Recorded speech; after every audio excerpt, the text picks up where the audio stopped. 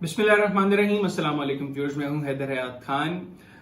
इमरान खान साहब के साबिका रफीक जो हैं वो एक के बाद एक जहांगीर तरीन साहब को ज्वाइन करते जा रहे हैं और लग ये रहा है कि जहांगीर तरीन साहब को जिस तरीके से पाकिस्तान तहरीक इंसाफ ने रुस्वा करके पार्टी से निकाला और रुस्वा करके उनको बेदखल किया, सियासत से कोशिश की गई इसकी, उसका भरपूर तरीके से बदला ले रहे हैं हम जहांगीर तरीन साहब। सिमिलरली अब्दुल अलीम खान साहब जिन्होंने बड़ा इन्वेस्ट किया पार्टी पे, जहांगीर तरीन साहब ने भी बड़ा इन्वेस्ट किया पार्टी पे, पार्टी को खड़ा करने में इन दोनों अशखास का बड़ा रोल था, तो उनको भी जिस तरीके से निगलेक्ट किया गया, इमरान खान साहब ने जो है वो इंतकाम का निशाना बनाया उन लोगों को, बावजूद इसके कि वो इमरान खान साहब के साथ खड़े थे। तो अब ये दोनों लोग मिलकर लग रहा है कि इमरान खान साहब से बदला ले रहे हैं और ये बड़ी हद तक कामयाब भी हो रहे हैं। उसके अंदर इस तरह कामयाब हो रहे हैं कि किसी भी पॉलिटिकल पार्टी को इलेक्शन जीतने के लिए इलेक्टेबल्स की जरूरत होती है। पार्टी का अपना वोट बैंक बहुत मैटर करता है, लेकिन इलेक्टेबल्स का होना भी बड़ा जरूरी होता है, जिसकी वजह से हमने देखा कि इमरान खान साहब जो जस्टिफिकेशन ये देते हैं कि 2018 में उनको बहुत से लोगों को पार्टी में इसलिए एडजस्ट करना पड़ा कि इलेक्टेबल्स के बगैर मुल्क में इक्तदार में आना बहुत मुश्किल था।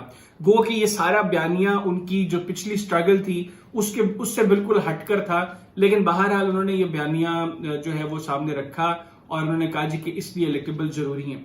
आज भी वो इलेक्टेबल्स जो है वो इमरान खान साहब का साथ छोड़ते जा रहे हैं, एक के बाद एक शख्स जो है वो इमरान खान साहब का साथ छोड़ रहा है। इसमें इलेक्टेबल्स भी शामिल हैं, इसमें इमरान खान के दौर में बड़े ओहदों पर फाइज रहने वाले वो लोग भी शामिल हैं जो आज अगर किसी हल्के से इलेक्शन कंटेस्ट करें तो जीतने की पोजीशन में नहीं है, लेकिन समहाउ पार्टी के अंदर होने से एक पार्टी के बड़ा होने का तासुर जरूर दिया जा सकता है, एक बड़ा इंप्रेशन पार्टी में जरूर डाला जा सकता है कि जी ये फॉर्मर फेडरल मिनिस्टर है, ये फॉर्मर गवर्नर है, ये लोग इस पार्टी का हिस्सा है, तो शायद ये बड़े लेवल पर बड़ी सतह पर बनने वाली पॉलिटिकल पार्टी है जिसके बड़े स्टेक्स होंगे। इस हद तक उनकी शमूलियत का जो है वो फायदा जरूर होगा।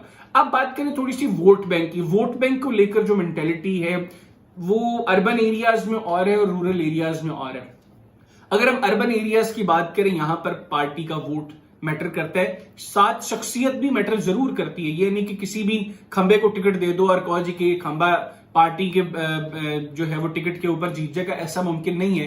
पर्सनैलिटीज मैटर करती हैं, लेकिन बड़ा वोट बैंक जो होता है वो पार्टी का होता है, उसमें पर्सनैलिटीज अपना रोल ऐड करती हैं, एडिशनल रोल होता है पर्सनैलिटीज का। लोग फेमिलियर होते हैं जब चेहरों से, तो वोट देना और उस शख्स के हवाले से एक माइंडसेट बनाना लोगों के लिए कंपैरेटिवली आसान होता है। तो इसलिए बड़े नामों के साथ अर्बन एरियाज में बड़ी पॉलिटिकल पार्टीज उतरने की कोशिश करती हैं इलेक्शंस के अंदर। जब हम रूरल एरियाज की तरफ जाते हैं तो वहां पर पार्टी वोट बैंक सेकेंडरी हो जाता है।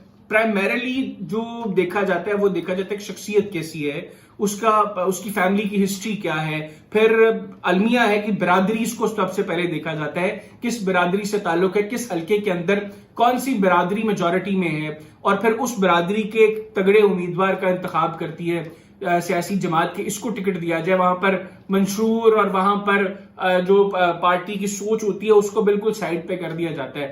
इलेक्टेबल्स देखे जाते हैं और इलेक्टेबल्स के लिए जो सूटेबल कैंडिडेट होता है वो वही होता है जो किसी भी बड़ी बिरादरी से जिसका ताल्लुक हो।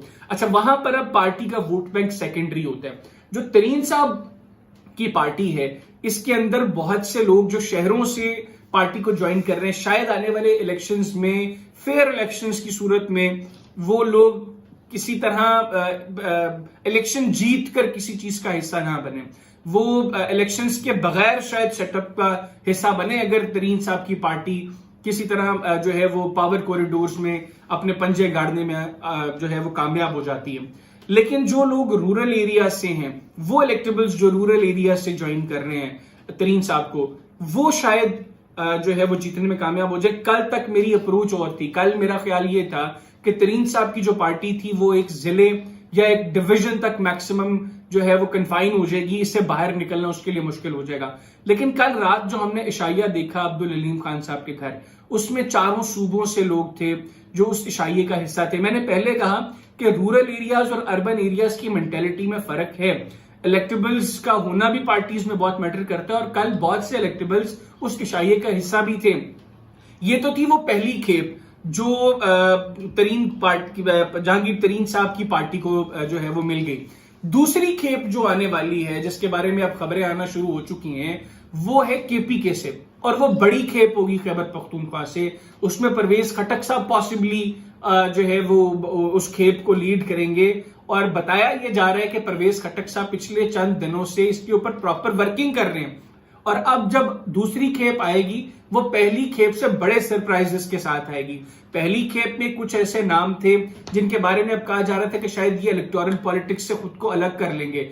اچھا, وہ انہوں نے الگ نہیں کیا, روتے ہوئے پریس کانفرنسز کی اور یہ امپریشن دیا کہ عمران خان کا ساتھ چھوڑ کر شاید ان کی زندگی میں جو ہے وہ پتہ نہیں ایک ایسی چیز کی اب کمی آ جائے گی کہ جو کبھی تاب جو ہے وہ عمر ان کی وہ ختم نہیں ہو سکتی.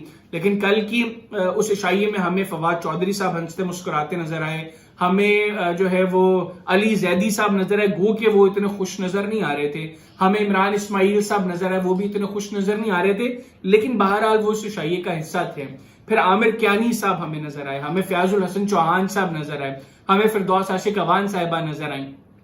اچھا, یہ وہ لوگ ہیں جو بڑے نام رہے ہیں عمران خان صاحب کے دور اقتدار کے اندر, اور یہ کل جہانگیر ترین صاحب کے اور عبدالعلیم خان صاحب کے عشائیے کا حصہ تھے. اب جب دوسری کھیپ میں KPK سے زیادہ لوگ آتے ہیں, اچھا KPK کے اندر بھی تحریک انصاف کا بہت ووٹ بینک ہے, لیکن وہاں پر تحریک انصاف کے پاس الیکٹیبلز بھی ہیں. اب وہ الیکٹیبلز اگر ٹوٹ جائیں گے تو تحریک انصاف کا جو زور ہے KPK کے اندر وہ بھی ٹوٹ جائے گا. پنجاب میں کافی حد تک تحریک انصاف الیکٹیبلز کھو کر اپنا زور جو ہے وہ کم کر چکی ہے. پھر کہوں گا بہت پاپولر ہے عمران خان صاحب, ان کی پاپولیرٹی کے اندر بہت کمی نہیں آئی, لیکن ان کا ووٹ بینک رورل ایریاز کے اندر کم ہوگا جب یہ الیکٹیبلز مزید ٹوٹیں گے, مزید لوگ عمران خان صاحب کو چھوڑیں گے. تو یہ جو دوسری کھیپ ہے جس کو پرویز خٹک صاحب لیڈ کر رہے ہیں, یہ کھیپ اس میں اگر بڑے ناموں کو لے کر پرویز خٹک صاحب جو ورکنگ بھی کر رہے ہیں وہ آ جاتے ہیں ترین گروپ کے اندر, تو یہ جماعت یقینی طور پر بہت مضبوط ہو جائے گی, اور اس کی روٹس جو ہیں وہ پنجاب کے بعد KPK کے اندر بھی سٹرونگ ہو جائیں گی. سو فار کراچی سے بڑے نام ضرور آئے ہیں پارٹی کے اندر, لیکن وہ بڑے نام الیکٹورل پالیٹکس کے لیے بہت بڑے نہیں ہیں. محمود مولوی صاحب فارمر MNA ہیں, لیکن وہ بڑی پارٹی کے ٹکٹ کے بغیر الیکشن نہیں جیت سکتے, ان کا اپنا پرسنل کیپیسٹی میں ووٹ نہیں ہے. عمران اسماعیل صاحب فارمر گورنر ہیں, وہ بڑی پارٹی کے ٹکٹ کے بغیر الیکشن پرسنل کیپیسٹی میں جیتنے کی پوزیشن میں نہیں ہے. علی زیدی صاحب فارمر فیڈرل منسٹر ہیں, لیکن وہ بھی بڑی پارٹی کے ٹکٹ کے بغیر شہر کے اندر الیکشن جیتنے کی جو ہے وہ صلاحیت نہیں رکھتے. تو یہ بڑے نام ضرور ہیں سندھ سے, لیکن سندھ کے اندر ابھی الیکٹورل پالیٹکس میں شاید یہ پارٹی اپنے پنجے گاڑنے میں اس طرح جو ہے وہ کامیاب سو فار نہیں ہوئی. دوسری کھیپ میں دیکھنا پڑے گا کون لوگ آتے ہیں, لیکن سندھ کے اندر شاید ان کے لیے ماحول ٹھیک نہ ہو. سملرلی بلوچستان کے اندر بھی چیزیں بہت زیادہ بہتر نہیں ہوں گی ترین صاحب کی پارٹی کے لیے, لیکن ان دو صوبوں کے اندر بھی اگر یہ اپنے پنجے گاڑنے میں کامیاب ہو جاتے ہیں اور سم ہاؤ اپنا ایک حصہ لے لیتے ہیں الیکشنز کے بعد سیٹس کے حوالے سے اسمبلیز کے اندر, تو یہ بڑی کامیابی ہوگی اس پولیٹیکل پارٹی کی. دیکھنا ہوگا کہ آنے والے دنوں میں عمران خان صاحب کے مزید کون کون سے دوست جو ہیں وہ ان کو چھوڑتے ہیں. اس شعر کے ساتھ اختتام کروں گا جس کے ساتھ ہم نے پہلی ویڈیو کا اختتام کیا کہ توڑی جو اس نے مجھ سے تو جوڑی رکیب سے, توڑی جو اس نے مجھ سے تو جوڑی رکیب سے, انشاء تو میرے یار کے بس جوڑ توڑ دیکھ. اللہ حافظ.